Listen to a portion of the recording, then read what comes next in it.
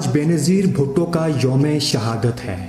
دسمبر 2007 کی ایک سرد شام کوفیوں کی سرزمین راولپنڈی لیاقت باغ کے باہر بھٹو خاندان کی یہ لال قلندر لڑکی مار دی گئی۔ یہ لال قلندر لڑکی سندھ کے مشہور بھٹو خاندان میں پیدا ہوئی۔ بھٹو خاندان اور درد کا آپس میں گہرا رشتہ ہے، یہ جنم جنم سے ساتھ ہیں۔ دکھ کی تعریف پڑھنی ہو تو بھٹو خاندان کی تاریخ پڑھ لیں، دکھ آسانی سے سمجھ آ جائے گا۔ بھٹو خاندان کے نصیب میں لکھے گئے درد ابھی تک ختم نہیں ہوئے، یہ سلسلہ 3 نسلوں سے جاری ہے۔ یہ دکھ کب تک جاری رہیں گے اس کا کسی کو علم نہیں۔ بینظیر بھٹو اپنی نسوانیت کے باوجود خدا سے دکھوں میں کمی نہ کروا سکی، وہ اپنے حصے کے دکھ جھیل کر اس دنیا سے رخصت ہوئی۔ بینظیر بھٹو نے جب شعور کی آنکھ کھولی تو باپ کی اقتدار کا سورج غروب ہو چکا تھا۔ ملک پر ضیاء الحق کی آمریت کے منوس سائے پروان چڑھ رہے تھے۔ ضیاء الحق کی آمریت پیپلز پارٹی کے جالوں پر بھاری پڑ رہی تھی۔ تکالیف کا نہ ختم ہونے والا سلسلہ شروع ہو چکا تھا۔ کوڑے، جیلیں، نظر بندیاں، ہتکڑیاں، خود سوزیاں جاری ہو چکی تھی۔ آئے روز پریشانیوں میں اضافہ ہو رہا تھا۔ بینظیر بھٹو باپ کو بچانے کی کوشش کرتی ہیں لیکن کامیاب نہیں ہو پاتی۔ کچی عمر میں ہی سیاسی جدوجہد شروع کر دی۔ ضیاء الحق نے انہیں رام کرنے کے مختلف حربے آزمائے لیکن وہ شہید رانی کو رام نہ کر سکا۔ ان کی آواز کو دبانے کی ہر کوشش ناکام ہوئی۔ ذوالفقار علی بھٹو کی سزا کے خلاف انہوں نے پوری کوشش کی لیکن منصف ہار چکے تھے۔ وہ ایک آمر کے سامنے جرأت رندانہ نہ دکھا سکے۔ اگر منصف بینظیر بھٹو جتنی جرأت دکھا دیتے تو بھٹو پھانسی سے بچ سکتے تھے۔ منصفوں نے ایک عورت جتنی ہمت بھی نہیں دکھائی۔ ان کے قلم سے نکلنے والے فیصلے نے بھٹو کو تختہ دار تک پہنچایا۔ بھٹو صاحب سے آخری ملاقات بارے بی بی شہید نے لکھا، مجھے والد کے ساتھ ملاقات کے لیے آدھا گھنٹہ دیا گیا۔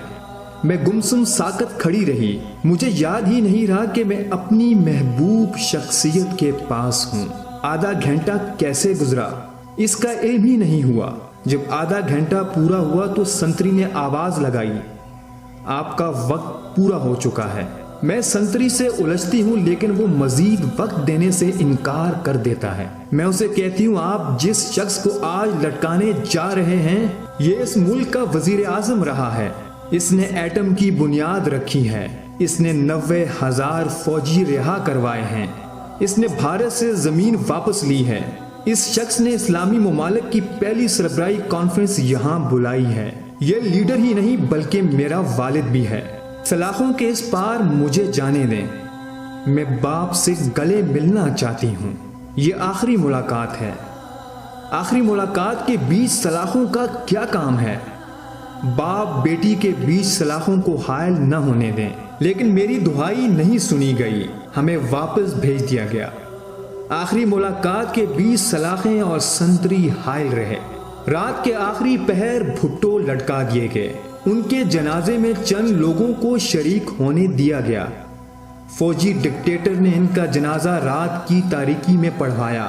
ایک طرف یہ ستم اور دوسری طرف بی بی کے بھائی وطن سے دور پردیس میں زندگی گزار رہے تھے۔ ماں بیٹی کو دلاسا دینے کے لیے کوئی مرد ہی موجود نہیں۔ بی بی نے باپ کا لاشا اٹھایا اور پھر سیاسی جدوجہد شروع کر دی۔ بی بی کو خدا نے دشمن بھی بونے قد کے دیے۔ ایک ایسی لڑکی جو مغرب میں رہ کر مشرقی روایات کا خیال کرتی تھی، اس کی کردار کشی کی گئی، اس کی عصمت پر سوال اٹھائے گئے، اس کے خلاف سٹوریاں بنائی گئی۔ بی بی نے جب شادی کی تو ان کے رحم پر نظریں گاڑ دی گئیں۔ بلاول بی بی کے پیٹ میں تھا تو اندازے شروع ہو گئے کہ بلاول کی پیدائش کب ہوگی۔ اس وقت کے طاقتوروں نے الیکشن کے لیے وہ مہینہ رکھا جس مہینے بلاول نے پیدا ہونا تھا۔ بی بی 2 ماہ پہلے آپریشن کروا کے سیاسی مہم شروع کر دیتی ہیں۔ وقت سے پہلے ایک عام اسپتال میں آپریشن کروا کے بچے کو جنم دینے کا دکھ ایک ماں ہی جان سکتی ہے۔ میں یہ سب لکھ تو سکتا ہوں، یہ کرب جان نہیں سکتا۔ ضیاء الحق کا تیارہ اگر نہ پھٹتا تو بی بی کو مزید صدمات جھیلنے پڑتے۔ ضیاء الحق دنیا سے گئے تو ان کی باقیات نے شہید رانی پر عرصہ حیات تنگ کیے رکھا۔ 18 ماہ بعد ان کی حکومت ختم کر دی گئی، ان پر سیکیورٹی رسک کے الزامات لگائے گئے۔ انہوں نے ضیاء کی باقیات کا کہا مانا، انہوں نے باپ کے قاتلوں کو بھی نہیں چھیڑا، اس کے باوجود وہ ٹک کر حکومت نہ کر سکی۔ ایک نہتی لڑکی آمروں کی باقیات کا بھی مقابلہ کرتی رہی۔ مقرر عرض ہے کہ شہید رانی اپنی تمام تر نسوانیت کے باوجود خدا سے دکھوں میں کمی نہ کروا سکی۔ ہم اور آپ بے نظیر بھٹو کو ایک لیڈر کے طور پر جانتے ہیں۔ یہ ٹھیک ہے کہ وہ لیڈر تھی، لیکن وہ فقط لیڈر ہی نہ تھی، وہ ایک ماں تھی، وہ ایک بیوی تھی، وہ ایک بہن تھی، وہ ایک بیٹی تھی، پھر وہ ایک لیڈر اور وزیر اعظم تھی۔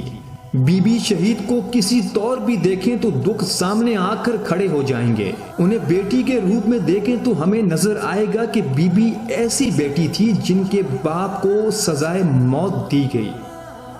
ماں کے سر پر پولیس نے ڈنڈے مارے جس سے ان کی یادداشت چلی گئی تھی۔